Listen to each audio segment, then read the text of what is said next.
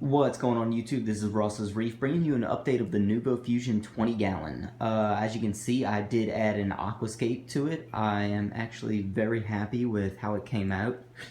As you can see, I made a little archway that's kind of slanted off over here. Another little cave right there.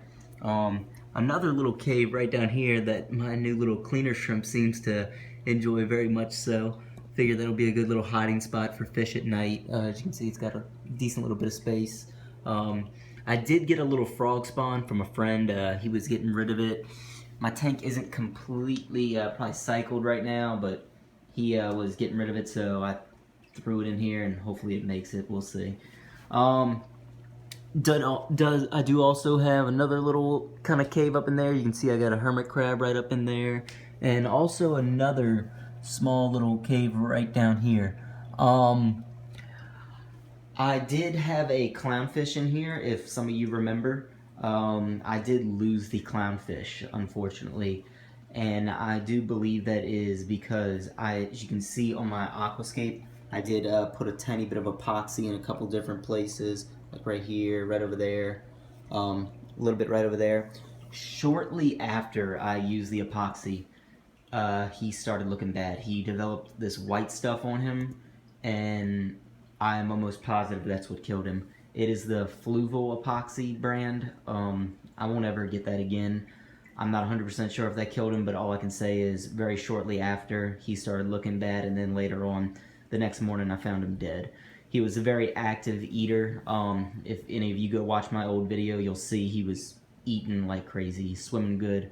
So I don't know what happened, but I'm very upset about that. But moving on, I did get a couple more crabs and everything. Threw some extra shells in the tank. As you can see, there's an empty one right there. A couple more spread out throughout the tank, just so the crabs don't rip each other apart. As you can see, I got a couple more back there. Whenever they outgrow their shell, they can simply not fight each other for other shells. I did also get some Astrea snails, about 5 of them. My local pet store had a sale going on, $1 per crab or $1 per snail, so I got 5 more crabs, 5 more Astrea snails, and they didn't have any more Nasser snails, so I wanted to get 5 more of those. But I have 10 Nasser snails in here, 15 hermit crabs, and 5 Astrea snails. As you can see, there's a little Nasser snail right there, doing good. Overall, though, the aquascape did come out really, really good. Like I said, I'm happy with that. These are Marco rocks, Marco Key Largo. He has a website that I highly recommend you check out if you like the way these look. They are excellent.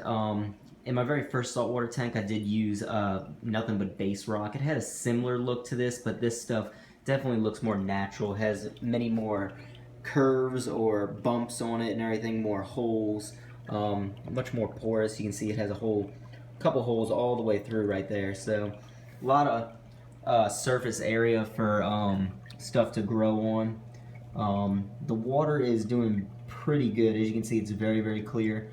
I want to show you what I'm doing here on the custom caddies.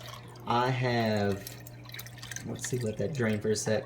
I have 4 things of Proclean, I don't know, it's some stuff I ordered off Amazon, and you just cut it to fit. I'll get the name of it later and post it below. 4 in the top chamber, then I'm running GFO right down there from Bulk Reef Supply, and then on the second thing, it's ROX 0.8 carbon, that Bulk Reef Supply. It's their highest quality one, and then under that, 2 more pads. And that is the same thing on the other side of the tank. So as of right now, this is working very well for me. A bunch of micro bubbles since I just put the thing back in. My water is very, very clear.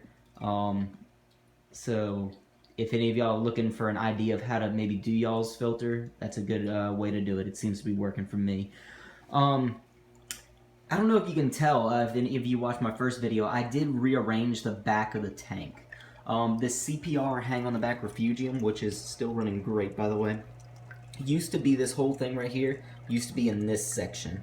I did move everything over along with the dosing pump. Dosing pump was right in the middle beforehand, and I had to get some tubing, which I still do need tubing, to used to curve right here, but now it's straight down into that first chamber. And I like it much better this way, mainly because now I'm able to utilize this space back here, and I plan on putting a protein skimmer, most likely the high door slim one.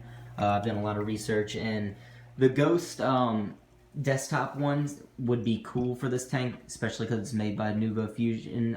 It's made by Innovative Marine, but I don't like the sound that it makes. I've heard a lot of people saying it's very loud, and this is in my living room, so I do not want to hear that. I actually, if you can see on my refugium right here, I actually put a little bit of that filter stuff just to dampen the water flow, because that stuff, as the water does come down, it does hit the water in the tank and makes quite a loud trickle. Hopefully it's not a permanent solution, because I'm pretty sure any copepods that are flowing out of the refugium are getting stuck in there, so I'm going to have to think of something else to help dampen that without obstructing the flow. But as of right now, the refugium is going good. Let me see if I can turn on the light real quick to give y'all a look inside. It is on an opposite day-night schedule real quick. Let's see if that did the trick. Nope, one more time, hold on.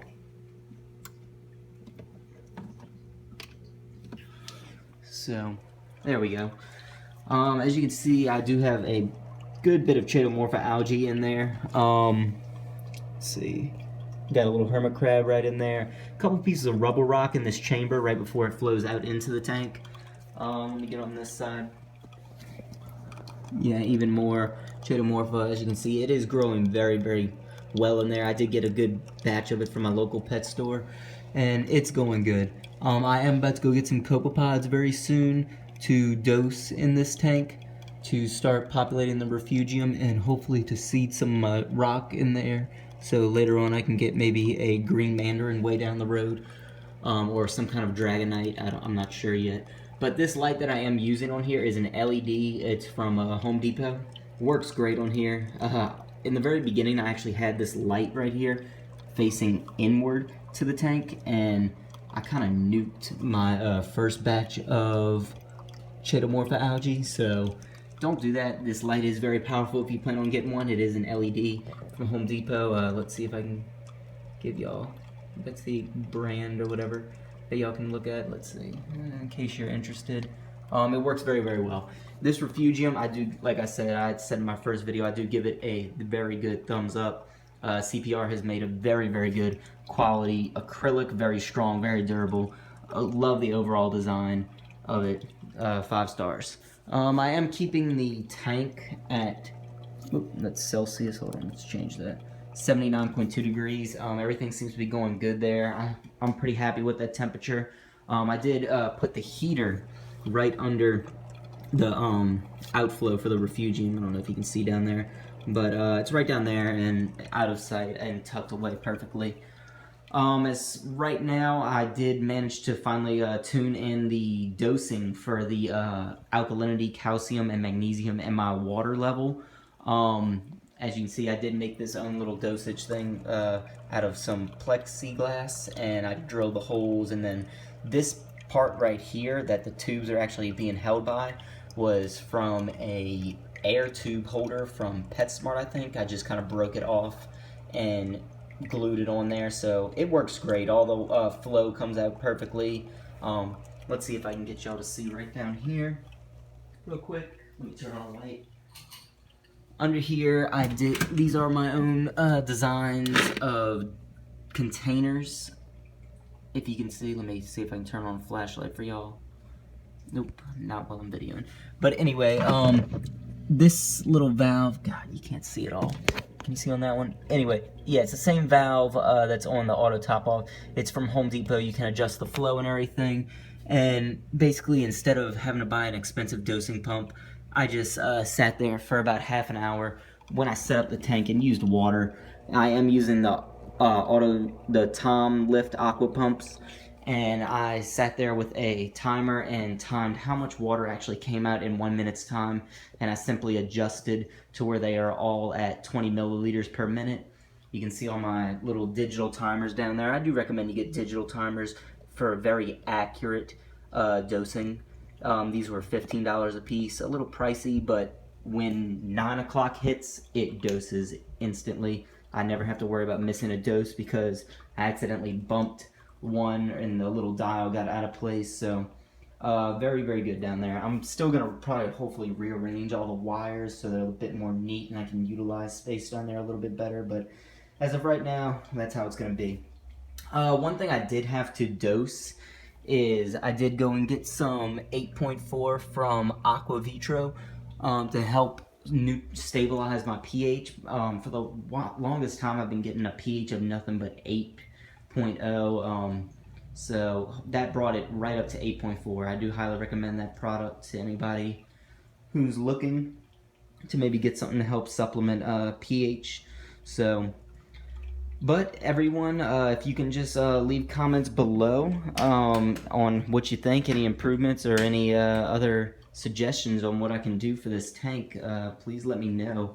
Oh, one thing I did order, it's on its way from bulk resupply, is a Vortec MP10 quiet drive, one of their new ones. It's the wireless model. I did also buy ReefLink so that my Vortec MP10 and this Radeon RXW15 Pro, I believe the name is, can work together and simulate whatever they need to do. I'm going to put the MP10 right here on this side. That's why I kind of left this portion of the aquascape a little bit bare as opposed to what I did over here. So that should hopefully supplement flow very, very good in the tank.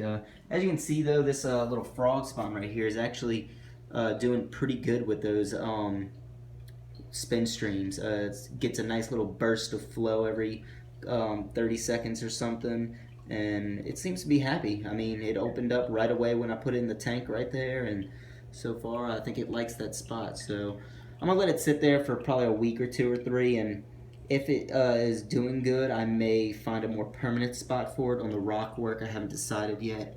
I'd love to get y'all's opinion on where to put that little guy, so if anybody wants to comment down below to give me an idea, let me know.